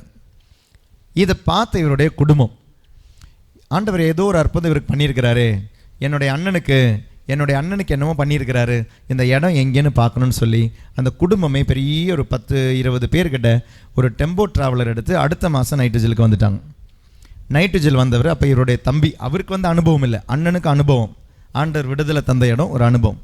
இவர் அந்த அனுபவம் என்ன எங்கே நடக்குதுன்னு பார்க்க வந்திருக்கிறார், வேடிக்கை பார்க்க வந்தார். இந்த குடும்பமே நைட்ரஜலில் பங்கெடுத்துக்கிட்டு இருக்கும் பொழுது இந்த நைட்ரஜல் என்னன்னு இந்த தம்பிக்கு தெரியல. இவர் வந்து ரொம்ப 9 மணிக்கு உட்கார்ந்தார். 10 மணி ஆகுது, 11 ஆகுது. நான் தான் பிரசங்கம் வச்சுக்கிட்டு இருக்கிறேன், நான் நிறுத்துகிற மாதிரி இல்லை. அவர் மெதுவாக எடுத்து நடக்க ஆரம்பித்தார். நைட்ரஜல்லாம் நைட்டு முழுக்க இருக்கும் இல்லையா, இரவு கண்விழிப்பு ஜெபம். இவர் ஒரு 11:30 வெளியே நடந்து வராரு. நடந்து வரும்பொழுது இவர் வந்து எங்களுடைய பாட்டு பாடுறவரை பார்க்குறாரு. அவர் கேட்குறாரு பாட்டு பாடுறவர்கிட்ட, இந்த ஃபாதர் எப்போ நிறுத்துவாருன்னு. அப்போ பாட்டுக்காரர் சொன்னார், காலையில் 5 மணி ஆகும். காலையில் 5 மணியா அப்படின்னாரு. ஆமாம், நைட்ரஜலுக்கு தானே வந்துருக்கிறீங்க. ஐயோ முடிஞ்சிச்சு. 12 மணிக்கு 12:30 நாங்கள் ஜெரிக்கோ ஜெபம் ஆரம்பிக்கிறோம். ஜெரிக்கோ ஜெபம்னா நற்கனை ஆண்டவரை சுற்றி கொண்டு வருவோம். எல்லாரும் எழுந்து நடக்க ஆரம்பித்தாங்க. இந்த மனுஷன் நடக்க ஆரம்பித்தார். யார்? அண்ணனுடைய தம்பி. அனுபவம் இல்லாமல் வந்தவர், இங்கே என்ன ஆட்டம் நடக்குதுன்னு பார்க்க வந்தவர். அவர் சுற்றி நடந்துகிட்டு இருந்த பொழுது இவருடைய உடம்பில் ஒரு ஜெர்க் வருது. அந்த ஜெர்க் வந்தால் அவருக்கு, பெங்களூர்லேருந்து வந்திருக்கிறாருங்க எலாவூருக்கு. ஜெர்க் வரும்போது அவருக்கு தெரியும் இவருக்கு அடுத்த வரப்போகிற நோய் ஃபிட்ஸ் நோய், காக்காவலி போகிறோம். 30 வருஷமாக இந்த நோய் இவருக்கு இருக்குது. 30 வருஷமாக இந்த காக்காவலிப்பு வரும்பொழுது, அந்த ஜெர்க் வரும்பொழுது இவர் ஆண்டவர்கிட்ட ஜெபிச்ச ஒரே ஒரு ஜெபம், ஆண்டவரே என்னை இங்கே அவமானப்படுத்தாத, என் ஊரில் கொண்டு போய் அவமானப்படுத்து, எனக்கு நோயிலிருந்து விடுதலை வேணும்னு கேட்கலங்க. ஏன்னா அவருக்கு தெரியும் கிடைக்காது, 30 வருஷமாக கிடைக்காத ஒரு விஷயமா. அவர் he did not pray for healing, but he prayed that he should not be humiliated. என்னை அவமானப்படுத்தாதீங்க, என் ஊரில் போட்டு வேணால் என்ன வேணாலும் செஞ்சுக்கோ, என்ன தயவு செய்து தெரியாத ஏதோ ஒரு எலா ஊர், என்ன பேர் கூட தெரியல, எந்த இடம் கூட தெரியல, ஒரு கிராமத்தில் கொண்டு வந்து போட்டு என்னை அவமானப்படுத்தாது. இதுதான் இவருடைய ஜெபம். அதில் அவர் சொல்கிறார், சுற்றும் போது 7 தடவையோ 11 தடவையோ அவருக்கு ஜெர்க் வந்துச்சு. ஆனால் ஒரு தடவை கூட அந்த காக்காவலிப்பு வரலை. ப்ரேயரெல்லாம் முடிஞ்சு காலையில் 5 மணி முடிஞ்சு இவங்களும் போயிட்டாங்க, ட்ராவல் எடுத்து பெங்களூர் போயிட்டாங்க. ஒரு வாரத்துக்கு பிறகு தான் இவருக்கு இது ஞாபகம் வருது. எனக்கு ஒரு தடவை வந்தாலே காக்காவலி போகிறோம், எனக்கு 11 தடவை வந்துட்டு வரலை, இந்த ஒரு வாரமாகவும் எனக்கு வரலை. அங்கே போய் நான் என்ன செஞ்சேன்? I heard the word of God. ஒரு பயாலஜிக்கலான ஒரு இம்பாசிபிலிட்டி அவருக்கு இருந்தது அந்த மனுஷனுக்கு. ஒரு வாரங்க, அது முடிஞ்சு அவர் விட்டுட்டார். இவருக்கு ஒரு குடிப்பழக்கம் இருந்திருக்கு. அந்த குடிப்பழக்கத்துலேருந்தும் எவ்வளோ வருஷம், 20 வருஷமான குடிப்பழக்கம், அதுலேருந்து அந்த மனுஷனுக்கு விடுதலை கிடச்சிச்சு. ஒரு வருஷத்துக்கு பிறகு போன வருஷம் ஆகஸ்ட்டில் என்னமோ அங்கே பெங்களூரில் ஒரு ரெட்ரீட் சென்டருக்கு நான் ரெட்ரீட்டுக்கு போயிருந்தபோது, ரெனிவல் ரெட்ரீட் சென்டரில் இந்த ஃபேமிலி முழுவதும் அங்கே வந்திருந்தேன். அந்த 3 நாள் லீவ் போட்டு வந்திருந்தாங்க, ஃப்ரைடே சாட்டர்டே சண்டே ஃபுல்லாக அட்டன் பண்ணிவிட்டு அதுக்கப்புறம் தான் இவர் சொல்கிறார், ஃபாதர் இவ்வளோ நடந்தது ஃபாதர் என்னுடைய வாழ்க்கையில். இப்போ 1 வருஷமாக எனக்கு காக்கா வலிப்பு இல்லை, 1 வருஷமாக எனக்கு இந்த மருந்து இல்லை, மாத்திரை இல்லை, டாக்டர்கிட்ட போல. 20 வருஷமாக இருந்த குடிப்பழக்கத்திலிருந்து விடுதலை, 30 வருஷமாக இருந்த என்னுடைய ஃபிட்ஸ் நோயிலிருந்து விடுதலை. ஆனால் இந்த 2 விஷயத்தையும் வெளிப்பாடாக இங்கே சொல்லவே இல்லை. நல்லா கவனிங்க, வெளிப்பாடுகள் அங்கே சொல்லவே இல்லை. ஆனால் தூய ஆவியானவர் செயல்பட்டு கொண்டே இருந்தார். எங்கே? நீங்கள் வசனத்தை கேட்டுக்கொண்டே இருக்கும் பொழுது விடுதலை கிடச்சிக்கிட்டே இருக்கும். உங்களுக்குள்ள நிறைய பயாலஜிக்கலான இம்பாசிபிலிட்டி இருக்கும். மாதா கேட்ட கேள்வி, ஆண்டவரே இது எவ்வாறு நிகழும்? You have a biological impossibility, but nothing is impossible for God. கடவுளால் ஆகாததாக எதுவும் இல்லைன்னு சொல்லி லூக்கா 1:37 காணாமல் போன வானதூதர், நல்லா கவனிங்க, காணாமல் போன வானதூதர் அதுக்கப்புறம் மாதாவை காண வரவே இல்லை. Praise the Lord. Praise the Lord. மாதாவை வானதூதர் வந்து பார்த்தாரு, பார்த்துட்டு மாதாவுக்கு ஒரு ஆசீர்வாதம் தந்தார். அந்த ஆசீர்வாதத்தினுடைய நேரத்தில் இருந்த வானதூதர் அதற்கு பிறகு அன்னை மரியாளுடைய ஒரு துன்ப வேளையிலும் வரவே இல்லை. அதுக்கப்புறம் வானதூதரை மாதா பார்க்கவே இல்லைங்க, பார்க்கவே இல்லை, எங்கேயுமே சந்திக்கலை. ஏன்? தனது மகனை, மரித்த மகனை மடியில் போட்ட போது கூட அந்த வானதூதர் வரலை. ஏன்னா 30 வருஷம் முன்னால், 33 வருஷம் முன்னால் உனக்கு அந்த அனுபவத்தை நான் கொடுத்துட்டேன், உனக்கு அனுபவத்தை கொடுத்துனேன். உன்னிலே நடக்கவே நடக்காத ஒரு விஷயம் உன்னிலே நடந்தது. சிதாங்க ஒரு பயாலஜிக்கலான இம்பாசிபிலிட்டியை பாசிபிளாக மாற்ற ஆண்டவரை கண்டிப்பாக உங்களுடைய வாழ்க்கையில் நீங்கள் பார்த்துருப்பீங்க. என்றைக்குமே எனக்கு அதிசயங்கள் அற்புதங்கள் தான் நடக்கணும்னு நீங்கள் ஆசைப்பட்டுக்கிட்டே இருந்தீங்கன்னா நீங்கள் கண்டிப்பாக உங்களுடைய வானதூதரை என்றைக்காவது ஒரு நாள் பார்த்துருப்பீங்க. நடக்கவே நடக்காத சில விஷயங்கள் உங்களுடைய வாழ்க்கையில் நடந்திருக்கும். இந்த இந்த இந்த அனுபவத்தில் தாங்க அந்த ப்ரேயர் உருவானது. எல்லாரும் தியானமயத்தினோட யூடியூப் சேனலில் ஒரு ப்ரேயரை பார்த்துருப்பீங்க, தூய ஆவியானவரை நிழலிட்டு மாற்றும். நிறைய பேர் அதை ஜெபிச்சு இப்போ நிறைய பேர் அதனுடைய சாட்சியங்கள் சொன்னாங்க. இப்போ ரீசெண்டாக இந்த நைட் விஜில் வந்தபோது ஒரு அம்மா பேப்பரில் அவங்களுடைய சாட்சியத்தை எழுதி தந்தாங்க. அவங்களுடைய இந்த உள்ளிருப்பு தியானத்துக்கு 4 நாள் தங்கி நடத்துகிற தியானத்துக்கு டிசம்பர் மாதம் கடைசியில் வந்திருந்தாங்க. அவங்க எழுதி தந்துட்டு போன சாட்சியம், அவங்களுக்கு ரொம்ப மாதமாக அவங்களுடைய கழுத்தில் இந்த பக்கமாக ஒரு கட்டி இருந்துகிட்டே இருந்துச்சு. டாக்டர்கிட்ட போனபோது அந்த ஸ்கேன் பண்ண, இந்த ஸ்கேன் பண்ணன்னு சொல்லி நிறைய விஷயங்களை சொன்னாங்க. இவங்க போய் எதுவுமே செய்யலை. இவங்க தூய ஆவியானவர் நிலைநிட்டு மாற்றுன்னு சொல்லி அதுக்கான மாத்திரை மட்டும் சாப்பிட்டாங்க. எம்ஆர்ஐ ஸ்கேன் பண்ணல, எந்த விதமான ஸ்கேனிங்கும் இல்லை. ஆனால் இது அந்த ப்ரேயர் பண்ண 1 வாரம் 2 வாரம்னு சொன்னாங்க. That's all. அவங்களுடைய சாட்சியம் என்னுடைய டைரியில் இருக்குது. Completely she got healed. தூய ஆவியானவர் நிழலிட்டு மாற்றும். அப்போது சில பயாலஜிக்கல் இம்பாசிபிலிட்டி, உங்களுடைய நோய்களாக இருக்கலாம், உங்களுடைய துன்பங்களாக இருக்கலாம், உங்களுடைய கேரக்டராக இருக்கலாம். அந்த கேரக்டர் மாற வேண்டிய இடம் பெந்தகோஸ்ட் நாள். அந்த நோய்கள் மாறும் இடம் தூய ஆவியானவர் இந்த பெந்தகோஸ்ட் திருவிழா. மெயினாக மாற வேண்டியது என்னுடைய கேரக்டர். சக்கேவி ஆண்டவர் தொட்டப்படுது, சக்கேவினுடைய கேரக்டர் மாறிச்சு.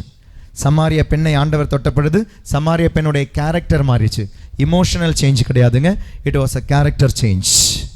தூய ஆவியானவர் அந்த விபச்சாரத்தில் பிடிக்கப்பட்ட பெண்ணை தொட்டப்படுது, அவளுடைய கேரக்டர் மாறிச்சு. பயாலஜிக்கலான இம்பாசிபிலிட்டி, விபச்சாரத்தை ரசிச்சு செஞ்சுக்கிட்டு இருந்த ஒரு பொண்ணை ஆண்டவர் தொட்டார். இனிமே நீ பாவம் செய்யாதன்னு சொன்ன அந்த ஒரு வார்த்தை, it was a biological impossibility அவளுக்கு. ஏன்னா சரீரம் எப்பயுமே ஒரு விஷயத்தை கேட்டுக்கிட்டே இருக்கும் பொழுது அந்த சரீரத்துக்கு அந்த விஷயத்தை கொடுக்கறதுக்கு நமக்கு எப்பவுமே ஆசை இருக்கும். ஆனால் அந்த ஆசையே தூக்கி போட்டாருங்க ஆண்டவர். பயாலஜிக்கலான இம்பாசிபிலிட்டியை பாசிபிளாக மாற்றினார் ஆண்டவர். Price the Lord. சத்தமா ஹல்லேலூயா, ஹல்லேலூயா, ஹல்லேலூயா, ஹல்லேலூயா. ஆவியான இறைவா வருவீர், என்னுள்ளத்தில் வாசம் செய்ய வருவீர். பாடுவோமா? ஆவியான இறைவா வருவீர், என்னுள்ளத்தில் வாசம் செய்ய, என்னுள்ளத்தில் வாசம் செய்ய வருவீர். தாகத்தோடு உம்மை நான் தேடினேன், விண்ணை விட்டு என்னில் நீர் வருவீர்.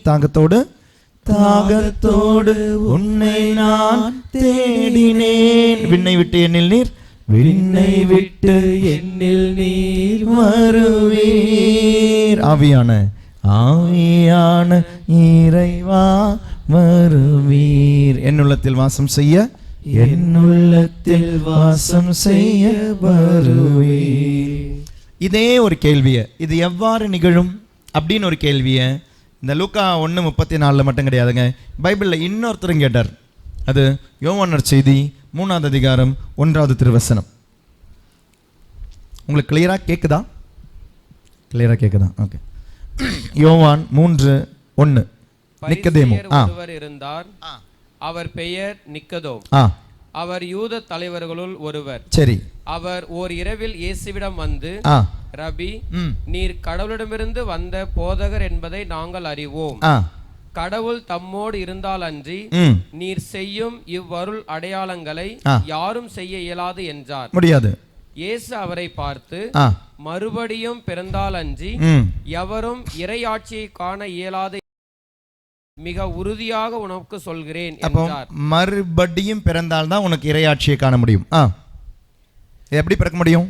நிக்கதோம் அவரை நோக்கி, வயதான பின் ஒருவர் எப்படி பிறக்க முடியும்? எப்படி ஆண்டவரை பிறக்க முடியும்? அவர் மீண்டும் தாயின் வயிற்றில் புகுந்து பிறக்க முடியுமா? முடியாதே. இயேசு அவரை பார்த்து, ஒருவர் தண்ணீராலும் தூய ஆவியாலும் பிறந்தால் அன்றி இறையாட்சிக்கு உட்பட இயலாது என மிக உறுதியாக உமக்கு சொல்கிறேன். நல்லா கவனிங்க. அப்போ தண்ணீராலும் தூய ஆவியாலும் மீண்டும் பிறக்க வேண்டும். born again. இன்னைக்கு நிறைய குரூப்புங்க அந்த மாதிரி இருக்கிறாங்க, பிரிவினை சகோதரர்கள். born again அப்படின்னு சொல்லி, இந்த born again நடக்க வேண்டியது தண்ணீராலும் தூய ஆவியானவராலும். நல்லா கவனிங்க, நல்லா கவனிங்க. இது இது இது புரிஞ்சுக்கிட்டீங்கன்னா இந்த born again அப்படின்றது உங்களுக்கு என்ன புரியும்? இறை அரசு, இறை ஆட்சின்னு என்னன்னு புரியும். நமக்கு பைபிள்லையும் நம்மளுடைய சாதாரண வாழ்க்கையிலையும் 3 அரசுகள் இருக்குது. we are under 3 kingdoms. 3 அரசுகள். we are under 3 அரசாட்சிகள். ஒன்று, உலக நாடுகள் இருக்குது. உலக நாடுகள் இருக்கும்போது கண்டிப்பாக உலக அரசுகள் இருக்குது. அப்போ உலக அரசாட்சி ஒன்று. ரெண்டாவது, பைபிளே சொல்கிற ஒரு விஷயம் இருக்குது. சாத்தானுக்கு எதிரால் பிளவுபட்டால், சண்டை போட்டுச்சுன்னா அது பிளவுபடும், அந்த அரசாட்சி பிளவுபடும். அதனால் ரெண்டாவது ஒரு அரசாட்சி இருக்குது பைபிளின் படி, சாத்தானுடைய கிங்டம், தீமையினுடைய ஒரு அரசாட்சி நடக்குது. 3 தாங்க, விண்ணரசு இல்லைனா இறையரசு. இந்த ரெண்டுமே பைபிளில் இருக்கும், விண்ணரசு இறையரசு. ஆனால் அது ரெண்டுமே ஒன்றா, ரெண்டுமே வித்தியாசமா? ரெண்டுமே ஒன்று தான். மத்தேயு நற்செய்தியாளர் இறையரசு என்ற வார்த்தையை பயன்படுத்த மாட்டார். ஏன் அந்த வார்த்தையை பயன்படுத்த மாட்டார்? ஏன்னா அது ஆண்டவருடைய பெயரை பயன்படுத்துவதற்கு சமம். இறைவன், இறைவன், ஆண்டவரே, ஆண்டவரேன் பயன்படுத்தும் போது யாவே, யாவேன்னு பயன்படுத்தும் பொழுது ரெண்டாவது கட்டளைக்கு எதிரானது. ரெண்டாவது கட்டளை என்ன? 10 கட்டளைகளை, உன் கடவுளாகி ஆண்டவரின் பெயரை வீணாக பயன்படுத்தாது. அப்போ கடவுளுடைய பெயரை வீணாக பயன்படுத்தாமல் இருக்க இறை அரசுன்னு சொல்ல மாட்டார், விண் அரசுன்னு சொல்வார். கிங்டம் ஆஃப் ஹெவன் சொல்வார், கிங்டம் ஆஃப் காடுன்னு சொல்ல மாட்டார். ஆனால் மார்க் நற்செய்தியாளர் கிங்டம் ஆஃப் காடுன்னு சொல்வார், இறை அரசுன்னு சொல்வார். ரெண்டுமே வார்த்தையில் தான் வித்தியாசம், அர்த்தம் ஒன்று தான். ஒன்று விண்ணரசு, இன்னொன்று இறை அரசு. ரெண்டுமே இறைவனுடைய அரசு. அரசு அப்படின்னா என்ன? அரசாட்சின்னா என்ன? உங்களுடைய வீட்டில் யாருடைய ஆட்சி நடக்குது?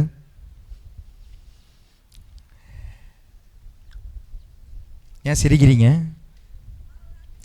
ஐயோ, கை கட்டு காமிக்கிறாரு. அவ்வளோதான், வீட்டுக்கு போனால் தண்ணியே கிடைக்காது உங்களுக்கு. பக்கத்தில் வீட்டுக்கார அம்மாவை பார்த்து இப்படி இப்படின்றார். உங்கள் வீட்டில் சரி, ஏன் அப்படி நடக்குதுன்றீங்க? காரணம் என்ன?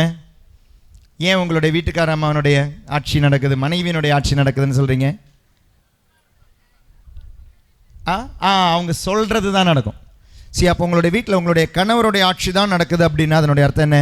அவர் சொல்லுவது எங்கு நிறைவேறுகிறதோ, ஒருவருடைய வார்த்தை எங்கு நிறைவேறுகிறதோ, ஒருவருடைய கட்டளை எங்கு நிறைவேறுகிறதோ, அதான் அவங்களுடைய ஆட்சி நடக்கிற இடம். அப்போ கணவருடைய வார்த்தை, கட்டளைகள் நிறைவேற இடம். இன்றைக்கி பொங்கல் தான் வைக்கணும்னா பொங்கல் தான் வைக்கணும். இன்றைக்கி நீங்கள் நான் இட்லிக்கு மாவு சுட்டு வச்சாலும் அவர் சொல்லுவார் இன்றைக்கி பொங்கல் தான் வேணும் அப்படின்னா மாவெல்லாம் ஃப்ரிட்ஜுக்குள்ளே போயிடணும். பொங்கலுக்கான விஷயம் செய்யணும்னா அவருடைய ஆட்சி தான் நடக்குது.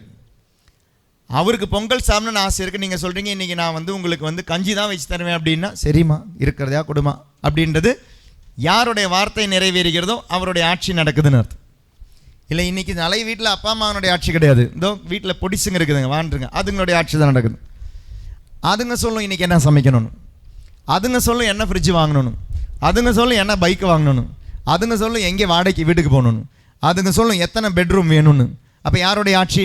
பிள்ளைகளுடைய ஆட்சி. அதாவது ஒருவருடைய வார்த்தை, ஒருவருடைய கட்டளை எங்கு நிறைவேறுகிறதோ அது அவர்களுடைய ஆட்சி என்றால் இறை ஆட்சி அப்படின்னா என்ன? எங்கு இறைவனுடைய வார்த்தை, இறைவனுடைய ஆசை, இறைவனுடைய கட்டளை நிறைவேறுகிறதோ அது இறையாட்சி. அப்படின்னா சாத்தானுடைய ஆட்சி, சாத்தானுடைய அரசு அப்படின்னா என்ன? எங்கு சாத்தானுடைய வார்த்தை, சாத்தானுடைய விருப்பங்கள் நிறைவேறுகிறதோ அது சாத்தானுடைய ஆட்சி. உலக ஆட்சி, உலக ஆட்சி அப்படின்றது உலகத்தின் அரசுகள், அரசாங்கங்கள் எது சொல்லுகிறதோ அது நிறைவேற இடம் உலகத்தினுடைய ஆட்சி. அப்போ உலக அரசு, சாத்தானுடைய அரசு, இறை அரசு. ஆண்டவர் இங்கே சொல்றாரு, நீ இறை அரசுக்குள்ள போகணும்னா அங்கே அதனுடைய கட்டளைகள் கம்ப்ளீட்டாக டிஃப்ரெண்டாக இருக்கும்.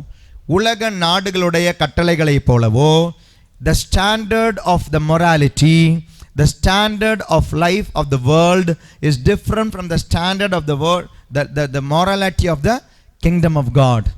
ரெண்டு அரசுக்கும் வித்தியாசம் இருக்கு. உலகத்தினுடைய அரசனுடைய ஸ்டாண்டர்டில் நீ இறை அரசை பார்க்க முடியாது, இதுக்குள்ளே போக முடியாது. சரி, நமக்கு உலக நாடுகளில் அரசுகளில் வித்தியாசமாக இருக்குங்க. இப்போ பாண்டிச்சேரியில் நீங்கள் வண்டி ஓட்டணும்னா கீப் லெஃப்ட். இதுவே நீங்கள் வெளிநாட்டில் சில இடங்களுக்கு போகணும், யூகேலையும் கீப் லெஃப்ட் தான். யூஎஸ்லலாம் போனீங்கன்னா keep right. Right is right when you are driving. ஆனால் இங்கே இந்தியாவிலேயோ இல்லை இந்தியா சம்மந்தம் அது மாதிரி நாடுகளில் left is right when you are driving. அப்போ இந்த பாருங்களேன், ஒரு நாட்டில் நீங்கள் வாழணுன்னா அந்த நாட்டினுடைய அரசாங்கம் சொல்கிற கட்டளைகளை நீங்கள் கீழ்ப்படியணும் என்றால் இறையரசில் வாழ வேண்டிய கட்டளைகள் என்ன, இறையரசில் கீழ்ப்படிய வேண்டிய கட்டளைகள் என்ன, அந்த கட்டளைகளுக்கு நீங்கள் மறுபடியும் பிறக்க வேண்டும் என்றால் இந்த உலகத்தில் நீங்கள் வாழ்வது போல வாழ முடியாது. அந்த உலகத்தில் வேற கட்டளை இருக்கு, அந்த வீட்டினுடைய ஸ்டாண்டர்ட் வேற, அதனுடைய மொராலிட்டி வேற. அதுக்கு நீங்கள் பிறக்க வேண்டும் என்றால் அது தண்ணீராலும் தூய ஆவியானவரால் மட்டும்தான் முடியும். அப்போ இந்த மீண்டும் பிறக்க வேண்டும் என்றால் என்ன? மீண்டும் பிறக்க வேண்டும். ஃபார் எக்ஸாம்பிள், ஒரு குழந்தை அம்மாவனுடைய வயிற்றில் பிறக்கிறது தாங்க உண்மையாகவே பிறப்பு. அம்மா வயிற்றிலிருந்து பிறக்கிற பிறப்பு கிடையாது. நல்லா கவனிங்க. Birthday of the child. தம்பி வயசு என்ன? 10. பேர் என்ன? பிரான்சிஸ். வயசு 10. பொய். உட்காருங்க. வயசு 10 கிடையாது. என்ன ஃபாதர், என் பிறந்த நாள் எனக்கு தானே தெரியும், உங்களுக்கு தெரியும். உன் வயசு 10 கிடையாது, உன் வயசு 11. என்ன ஃபாதர், பர்த்டே இன்னைக்கு உந்தாவது கொண்டாடும் 2 ஜனவரி 29. Very good. நீ பிறந்தது அன்னைக்கு கிடையாது.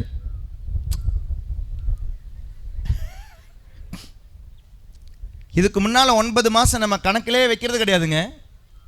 அப்போ வயிற்றில் இருக்கிற நாளில் கத்தி வச்சு குத்துனா முடிஞ்சிச்சா? அறுத்து போட்டால் முடிஞ்சிச்சா? அபார்ஷனையும் பாவனை தெரியுதா? ஏன்னா குழந்தையினுடைய பிறப்பு, ஒரு குழந்தை உருவாகிற அந்த நொடி பொழுது, இதாங்க கத்தோலிக்க திருச்சபையினுடைய போதனை. From the moment of conception, the child is a human being. From the moment of conception, அதாவது அப்பா கிட்ட இருந்தோம் அம்மா கிட்ட இருந்தோம் 23 குரோமோசோம் வச்சு கிடச்சி ஒரு 46 குரோமோசோமில் உருவாகிற அந்த ஒரு செல்லிலிருந்து the child is a human being. அந்த நொடி பொழுது எந்த நொடி பொழுது என்று ஒரு டாக்டராலையும் சொல்ல முடியாது. இப்போ நினச்சி பாருங்க, ஜாதகம் எழுதுறது சரியா தவறா, பாவமா? எதை வச்சு எழுதுறீங்க? பிறந்த நட்சத்திரத்தை வச்சு. ஜோசியம் பார்க்குறது சரியா தவறா, டேட் ஆஃப் பர்த்தெல்லாம் இன்னைக்கு கொடுங்க அப்படின்னு சொல்லி நிறைய அப்ளிகேஷன்ஸ் வந்துக்கிட்டு இருக்குது. பைபிள் நாட்ஸ் இந்த மொபைலில் நிறைய ஆப். நீங்கள் உங்களுடைய இது நம்ம யூடியூப் பார்க்கும்பொழுது இது ஆட்டோமேட்டிக் அட்வர்டைஸ்மெண்ட் வரும். இந்த அட்வர்டைஸ்மெண்ட்டில் எல்லாமே நான் கவனித்த ஒரு விஷயம் என்ன தெரியுமா? எல்லா அட்வர்டைஸ்மெண்ட், ஒரு 3-4 அட்வர்டைஸ்மெண்ட் வருது இந்த அப்ளிகேஷன்ஸில். எல்லாமே கொடுக்குற அட்வர்டைஸ்மெண்ட் ஒன்றே ஒன்று தாங்க. உங்களுடைய டேட் ஆஃப் பர்த் சொல்லுங்கள், உங்களுக்கு எப்போ கல்யாணம் நடக்கும், யார் கூட நடக்கும், எப்படிப்பட்டவங்க, ஏன் கல்யாணத்தை மட்டும் அவங்க வைக்கிறாங்க? ஏன் வேலையை பற்றி சொல்லக்கூடாதா? ஏன் மிச்ச விஷயங்களை பற்றி சொல்லக்கூடாதா? அதாவது எது இன்றைக்கி அதிகமாக தேவைப்படுதோ அதை வச்சு இன்றைக்கி டார்கெட் பண்ணுறாங்க, பிஸ்னஸ் பண்ணுறாங்க. அதை வச்சு இன்றைக்கி பிஸ்னஸ் பண்ணிக்கிட்டு இருக்கிறாங்க. நீங்கள் உங்களுடைய டேட் ஆஃப் பர்த் சொல்லுங்கள், மிச்சம்லாம் சொல்கிறோம். உங்களுக்கு காதலிச்சவங்க யாராவது இருந்தீங்களா? உங்களுக்கு பிரேக்கப் ஆனது ஏதாவது இருந்துச்சா? இனி நாளைக்கு நீங்கள் யாரை கல்யாணம் பண்ண போகிறீங்க? என்னைக்கு கல்யாணம் நடக்க போகுது? எங்கே வச்சு நடக்க போகுது? உங்களுடைய டேட் ஆஃப் பர்த் மட்டும் கொடுங்க. டேட் ஆஃப் பர்த் மட்டும் கொடுங்க, மிச்சம் எல்லாமே நாங்கள் சொல்கிறோம். என்னுடைய டேட் ஆஃப் பர்த் அது கிடையவே கிடையாது. ஜனவரி 29 என்னுடைய டேட் ஆஃப் பர்த்தே கிடையாது. என்னுடைய டேட் ஆஃப் பர்த் இந்த உலகத்தில் ஒருத்தராலும் சொல்ல முடியாதுங்க. என்னுடைய ஆண்டவர் மட்டும் எனக்கு கொடுத்த நாள். டாக்டருக்கு கூட அந்த நொடி பொழுது தெரியாது. அதனால தாங்க ஜாதகம் பாவம், அதனால தாங்க ஜோசியம் பாவம். இன்றைக்கி மூட நம்பிக்கையில் வாழ்கிற உலகத்துக்கு ஆண்டவர் சொல்கிறாரு, உலக அரசு, உலக நாடுகள், உலக நம்பிக்கையில் வாழ்கிற இந்த குழந்தை, வயிற்றில் இருக்கிற குழந்தை, இந்த குழந்தை சத்தம் கேட்கும். அது எப்படியோ ஒரு விதத்துலலாம் பார்க்குது. தெரியல, உள்ள லைட்டெல்லாம் இல்லைன்னு சொல்லி கேள்விப்பட்டிருக்கிறேன் இல்லையா? வடிவேல் ஒரு வாட்டி கிண்டலாக சொல்லுவார்ல, எவ்வளோ கஷ்டப்பட்டேன்னு எனக்கு தான் தெரியும். கரண்ட் இல்லாமல், ஃபேன் இல்லாமல், லைட் இல்லாமல் கஷ்டப்பட்டது எனக்கு தான் தெரியும். ஆனால் ஏதோ ஒரு விதத்தில் நம்ம பார்த்துருப்போம், ஏதோ ஒரு விதத்தில் நம்ம கேட்டிருக்கிறோம். அப்போ காது நல்லா கேட்டிருக்கு. இனி அந்த குழந்தைகிட்ட நம்ம சொல்கிறோன்னு வச்சுக்கோங்களேன், தம்பி பாப்பா இதுக்குள்ளே இருந்துடாத, நீ மீண்டும் பிறக்க வேண்டும். நல்லா கவனிங்க, ஒரு தடவை நீ பிறந்துட்ட. எப்போ? அப்பா கிட்டேருந்து அம்மா கிட்டேருந்து கிடச்ச அந்த குரோமோசோமில் உருவாகின ஒரு செல்லை நீ பிறந்து விட்டாய். பிரான்சிஸ் பிறந்து விட்டான். அந்த தேதி யாருக்குமே தெரியாது. நீ மீண்டும் பிறக்க வேண்டும். அந்த மீண்டும் பிறப்பு என்ன? அதான் அம்மா வயிற்றிலிருந்து வெளியே வர. அம்மா வயிற்றிலிருந்து ஒரு குழந்தை வெளியே வராத வர இந்த உலகத்தினுடைய மகிழ்ச்சி, இந்த உலகத்தினுடைய இன்பம், இந்த உலகத்தினுடைய மேன்மை தெரியவே தெரியாதுங்க. அம்மா வயிற்றில் ரூல்ஸ் எல்லாமே வேற, அம்மா வயிற்றில் ஸ்டாண்டர்ட் ஆஃப் லைஃப் எல்லாமே வேற, அம்மா வயிற்றில் இந்த குழந்தை வாழ வேண்டிய சயின்ஸே வேற. இந்த உலகத்திலிருந்து, அம்மா வயிற்றிலிருந்து வெளியே மீண்டும் நீ பிறக்க வேண்டும். இந்த உலகத்தில் வாழ வேண்டிய ஸ்டாண்டர்ட் வேற, இந்த உலகத்தில் வாழ வேண்டிய அறநெறி வேற, இந்த உலகத்தில் நீ அட்ஜஸ்ட் பண்ண வேண்டியது வேற, இதனுடைய ரூல்ஸ் வேற. நீ மீண்டும் பிறக்க வேண்டும். இந்த உலகத்தில் இப்படி வாழ்ந்துட்டு போகிறேன். இனி இப்படி ஒரு உலகம் இருக்குன்னு குழந்தையினுடைய வயிற்றில் யாராவது சொன்னீங்கன்னா அது கேட்குமா? அம்மா வயிற்றிலிருந்து வெளியே வர ஒரு குழந்தை ஆசைப்படுமா? ஆசைப்படவே ஆசைப்படாது. ஏன் ஒரு குழந்தை அம்மா வயிற்றிலிருந்து வரும்பொழுது ஏன் அழுவுது தெரியுமா? ஏன்னா அம்மாவனுடைய வயிற்றில் அந்த குழந்தை நிம்மதியாக இருந்தது, சந்தோஷமாக இருந்தது, பாதுகாப்பாக இருந்ததுங்க. அதனால தான் ஒரு குழந்தை அங்கிருந்து வெளியே வரும்போது அழணும். The child will cry because ஒரு செக்யூரான இடத்திலிருந்து செக்யூரிட்டி இல்லாத இடத்துக்கு வருது.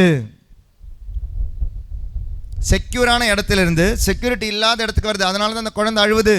வெளிச்சம் வித்தியாசமாக இருக்குது, குரல்கள் வித்தியாசமாக இருக்குது, அட்மாஸ்பியர் வித்தியாசமாக இருக்குது, இதனுடைய கிளைமேட் வித்தியாசமாக இருக்குது, வெதர் கால அவஸ்தை வித்தியாசமாக இருக்குது. அந்த குழந்தையால் அதை ஏற்றுக்க முடியல, அதனால தான் அழணும். ஒரு மீண்டும் பிறப்பில் பாருங்கள், அந்த குழந்தை அழுது. ஏன்? இந்த செக்யூரிட்டி எனக்கு ரொம்ப பிடிச்சிருக்கு, எனக்கு வெளியே வரவே பிடிக்கல, ஆனால் தள்ளி விட்டு இழுத்து விட்டுட்டாங்கன்னு. இப்படி ஒரு மீண்டும் பிறப்பு தாங்க மரணம். ஆக்சுவலி அம்மாவனுடைய வயிற்றிலிருந்து வெளியே வர அந்த வார்த்தைக்கு நமக்கு வேணும்னா பயன்படுத்தலாம். நீங்கள் பர்த்டே அப்படின்னு பயன்படுத்துறீங்க, நான் அதை டெத் டேன்னு பயன்படுத்துகிறேன் இன்னைக்கு. அது மரணம். அது ஒரு குழந்தைக்கு என்ன மரணம்? அம்மா வயிற்றில் நிம்மதியாக 9 மாதம் நான் இருந்தேன், என்னை கொன்னுட்டாங்க, வேற ஒரு உலகத்துக்கு வந்திருக்கிறேன் நான், மரணம். மீண்டும் பிறந்திருக்கிறேன். ஆனால் இங்கிருந்து இங்கே வரும்போது பாருங்களேன், இந்த குழந்தை மட்டும் அழுவுது, ஆனால் சுற்றி இருக்கிற எல்லாருமே சிரிக்கிறீங்க.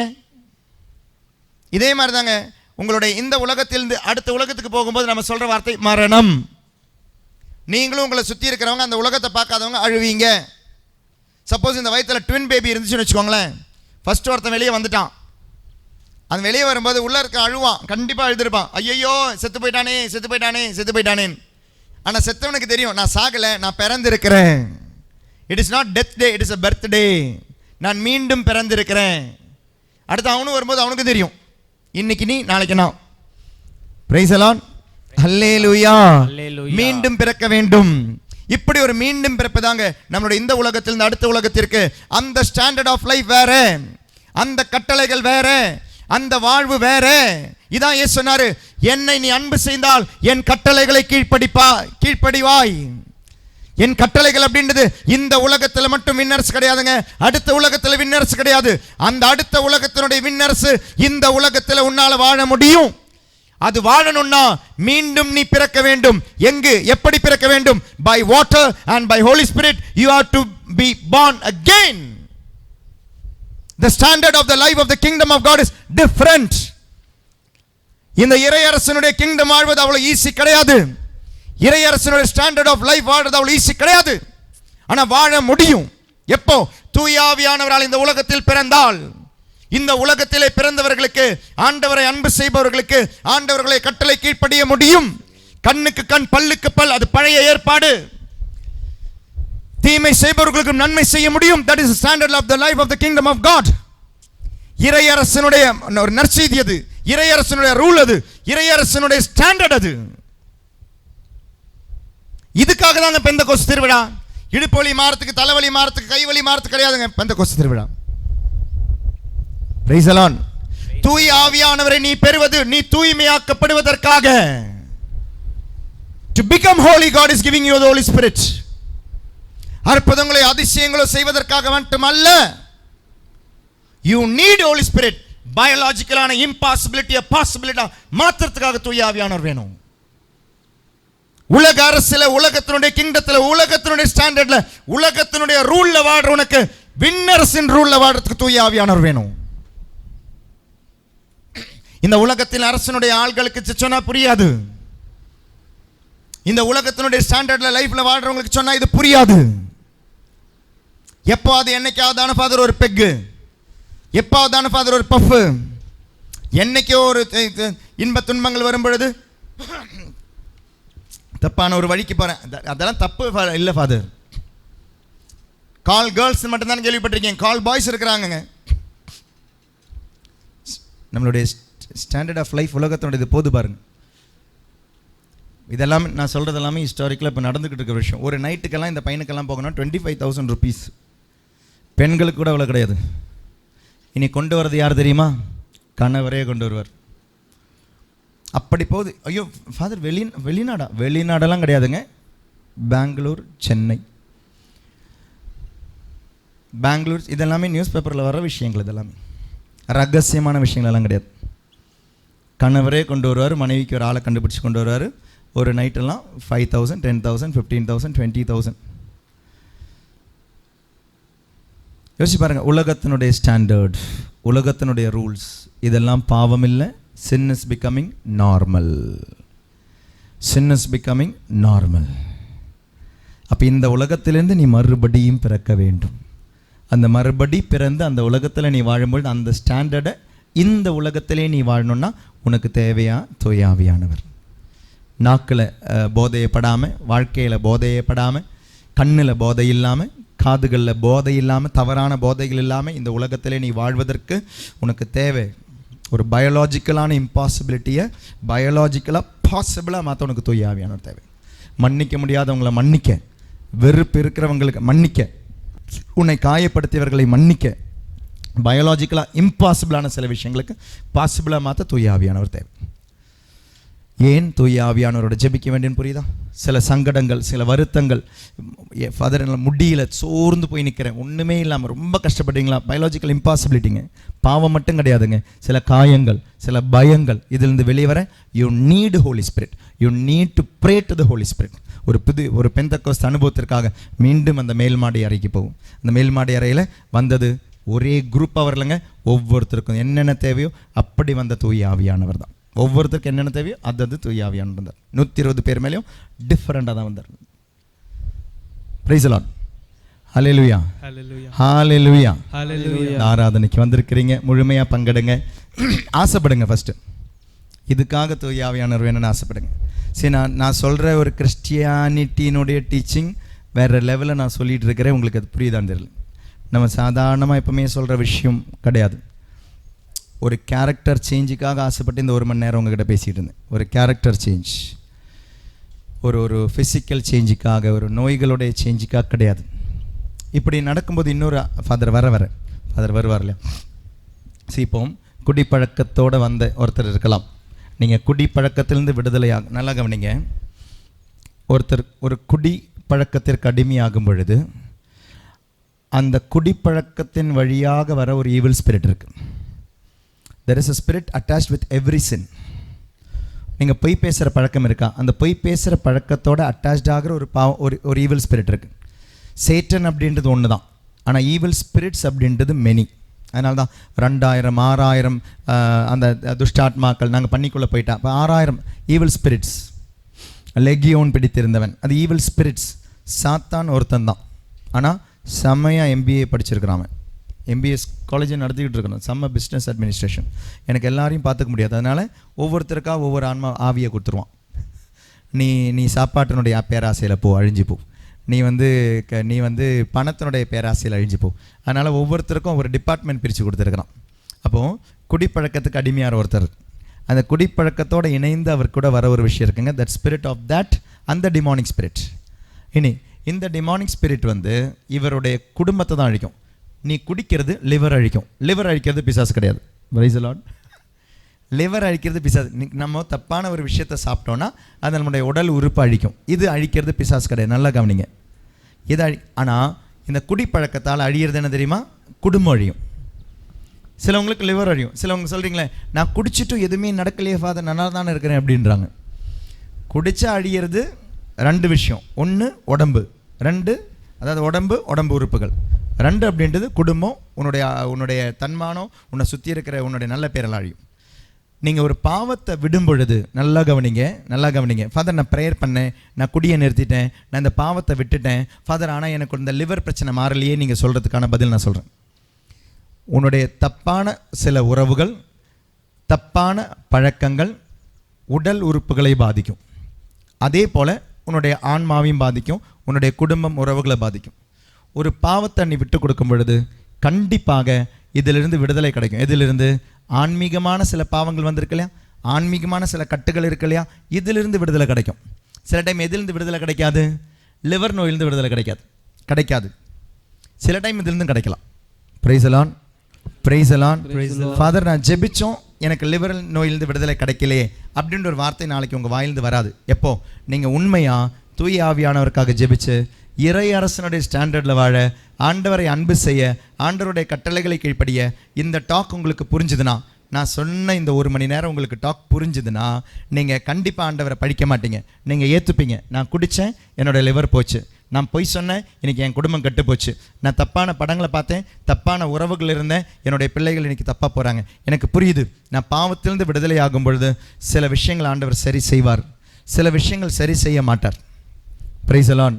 ஆனால் உங்களுக்கு அதிலிருந்து வருத்தம் இருக்காது. இந்த தீமையை ஆண்டவர் நன்மையாக மாற்றுவார்னு நம்பிக்கை உங்களுக்கு இருக்கும். கண்டிப்பாக மாற்றி கொண்டு வருவார்.